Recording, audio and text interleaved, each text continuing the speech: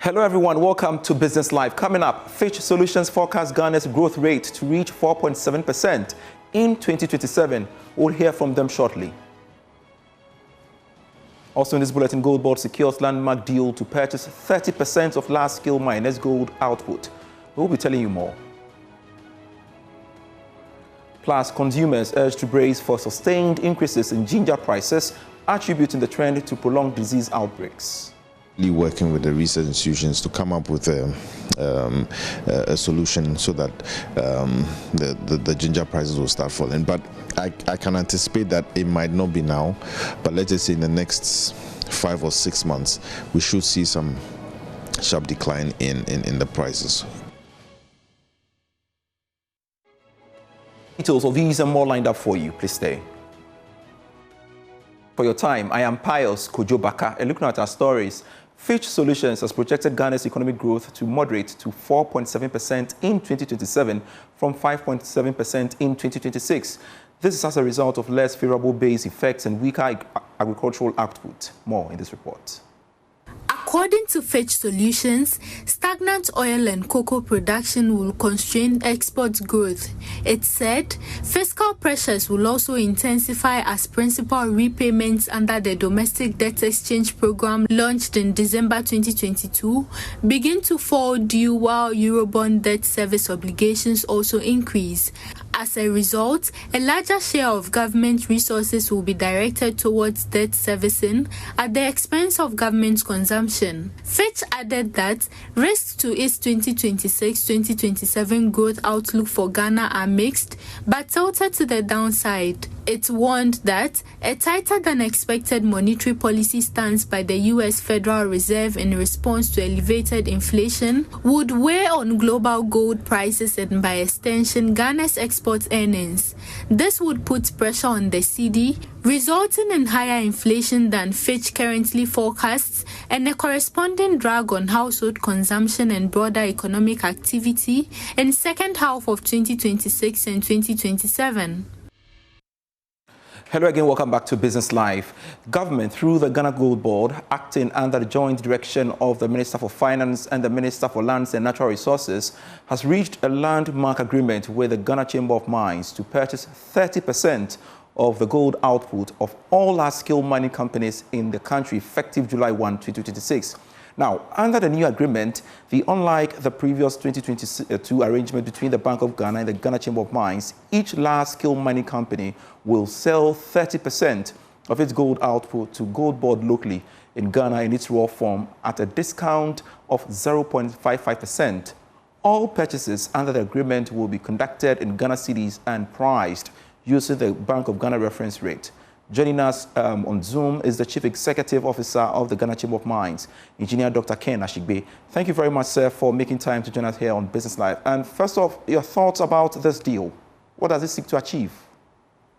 Well, I think that it's important to state that the objective of the Ghana is in twofold. One about it is to help Ghana build a 15-month reserve war chest so that we'll be able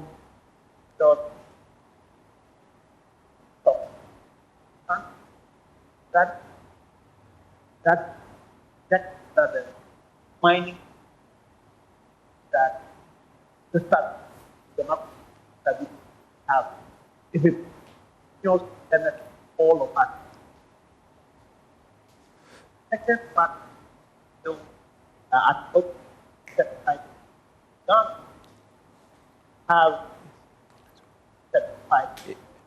finally that is able to refine our goals. And for that to happen, the chamber itself had initially even started some work. You know, we had engaged Rand Refinery, we had set up a technical committee. So it's also something that we also support. I heard you saying a discount. Basically, it's not a discount.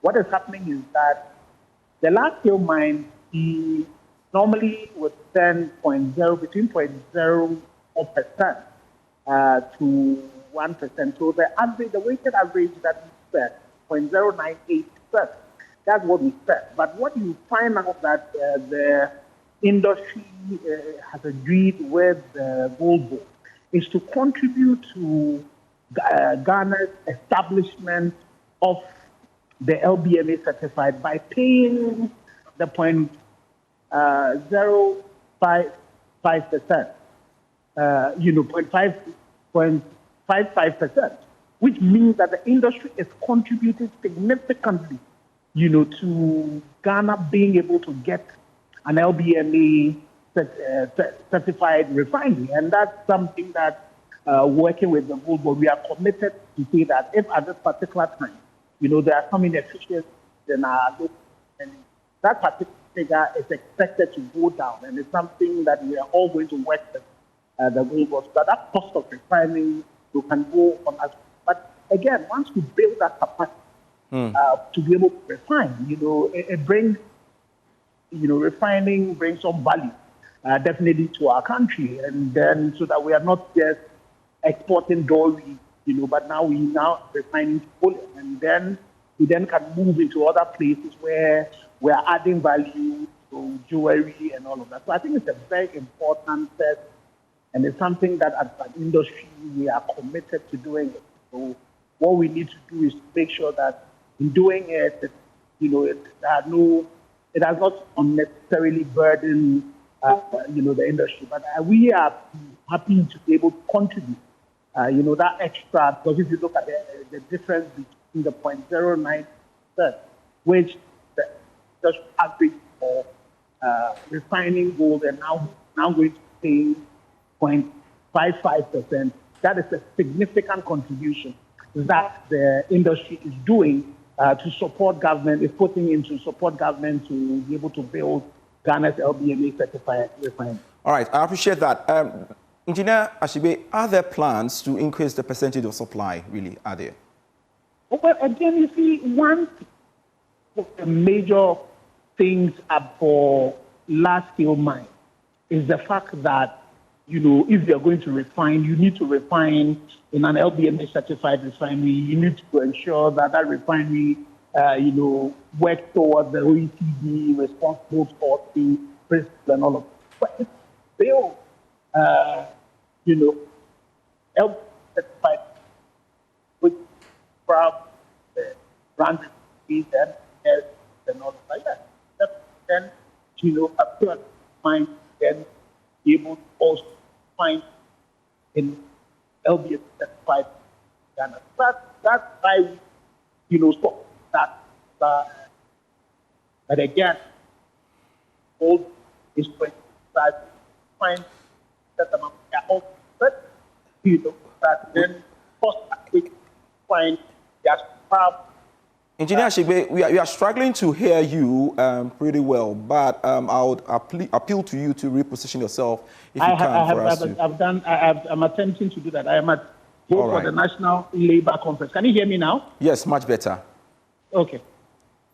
And so I was saying that, yes, definitely as an industry, the reason why we were supporting Ghana to get an LBMA certified refinery is that once you do that, then, a refinery in Ghana that is LBMA certified will be the same as a refinery in any other country. So then a lot more of the mines can then also refine here. So that's a good point. The only thing we need is also that the refinery in Ghana will offset their cost as compared to because the point when Engineer Ken Ashibe, we would like to leave the conversation here. We shall come to you subsequently because we are really struggling to hear you. All right, so gone by was Engineer Ken Ashibe, the Chief Executive Officer of the Ghana Chamber of Mines. Now, agribusiness entrepreneur and founder of Ideal Providence Farms, Georgina Kumsin, has warned consumers to brace for sustained increases in ginger prices, attributing the trend to disease outbreaks that have severely affected production levels. Speaking on the Super Morning Show as part of the Joy Agribusiness Month series, Madam Kumsin explained that many ginger farmers have suffered significant losses as diseases ravaged their farms, leading to reduced output. The ginger producers had a lot of diseases. I see. So it affected the production. So now the ginger, and also we have a lot of ginger companies doing herbal drinks using ginger. Okay. So there is demand as well. The demand has gone up. So that is one of the issues. So ginger has become very expensive. It will be expensive for the next 2 years or so. For the next 2 years? Yeah, so they should be prepared to pay for a higher price.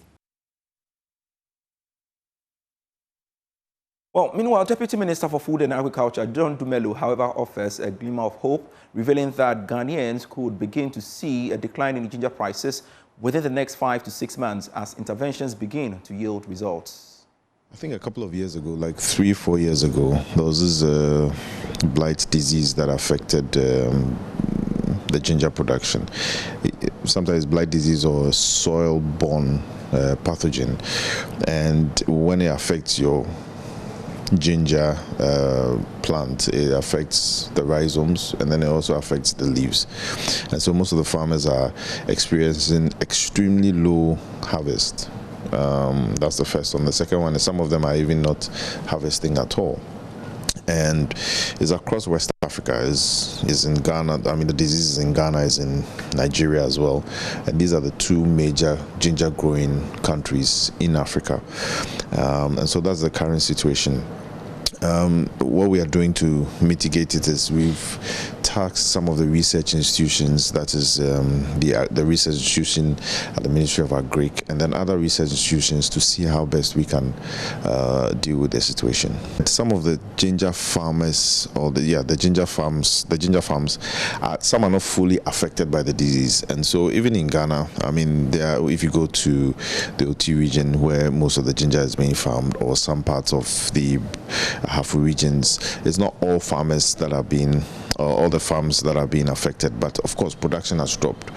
But if you could look at a country like Nigeria, of course they have a much bigger population, the number of ginger farmers are more, and so they are also being able to export some, for lack of a better expression. But we are collaborating with some of these countries to see how best they are trying to solve the situation, and then we'll do the same thing for Ghana. You know, ginger is a plant that takes about 6 to 10 months before you can harvest, and so it takes a longer time before you can harvest. And when it comes to certain diseases like this, and certain and when we give such reports to the research institutions, it can take some time. You know, but we are working on it, and so once it takes some time, we have to plant probably new varieties or apply new weedicides or pesticides to see whether indeed within the 6 months we would have full harvest. And so it will take some time, but in the meantime we are rapidly working with the research institutions to come up with a solution so that the ginger prices will start falling. But I can anticipate that it might not be now, but let's just say in the next 5 or 6 months we should see some sharp decline in the prices, hopefully. A lot of farmers took keen interest in ginger because there was a demand for it, or there's been a demand for it in the last 6 to 7 years. Some of these alcoholic factories, they buy ginger in large quantities, and then also some of these fruit juice factories as well, they also buy ginger in large quantities. So I think that, you know, the farmers might not be up to task yet in terms of output, but I think in the next couple of years they should be up to task, because I know a particular manufacturer that buys ginger in large quantities each week or each month. And he complained to me the last time, and so I think that's about time. And that's how come I met some of the ginger farmers to tell them that, you know, they should produce more and try different preventive measures for the blight. But all in all, we are up to task, and we hope and pray that we solve this ginger issue, because if you look at one of the factors that caused the spike in inflation or food inflation, it was ginger.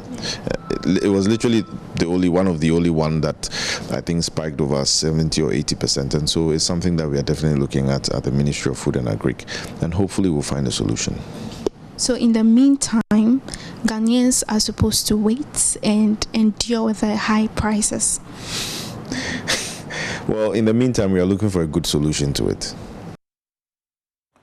Away from ginger production, the Chartered Institute of Bankers Ghana says strengthening corporate governance, advancing AI-driven banking education, and investing in human capital will be key to building a resilient financial sector. Speaking at the Institute's annual general meeting and elections, Chief Executive Robert Jato says the new council will accelerate efforts to promote ethics, professionalism, and strong policy leadership across the banking industry.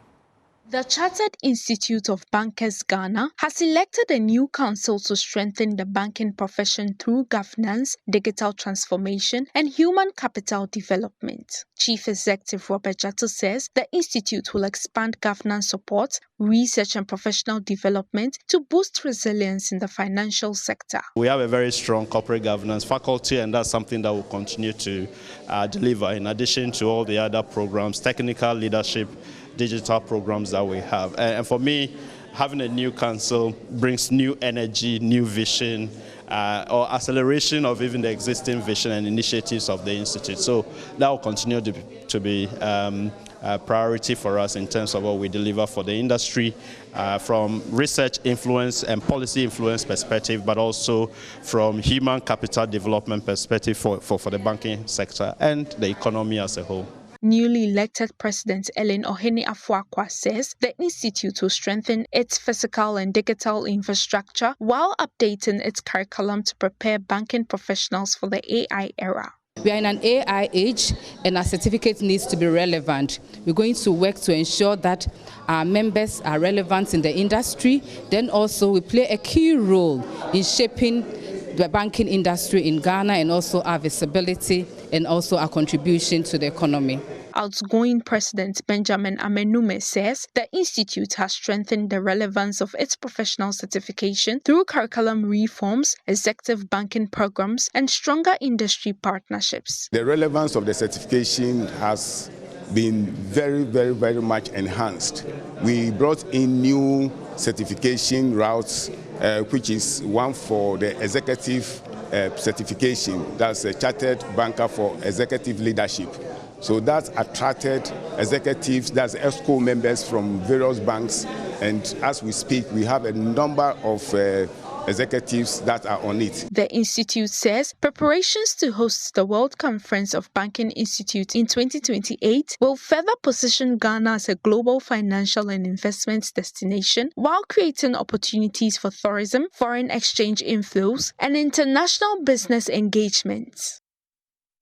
The private sector is stepping up efforts to support environmental sustainability as businesses increasingly align the operations with national climate resilience goals. Speaking in an interview at Prudential Bank Limited's annual tree planting exercise, Executive Head of Operations Felix Awuku says the bank's long-running tree planting program forms part of its environmental, social and governance strategy aimed at promoting sustainable development while reducing its environmental footprint.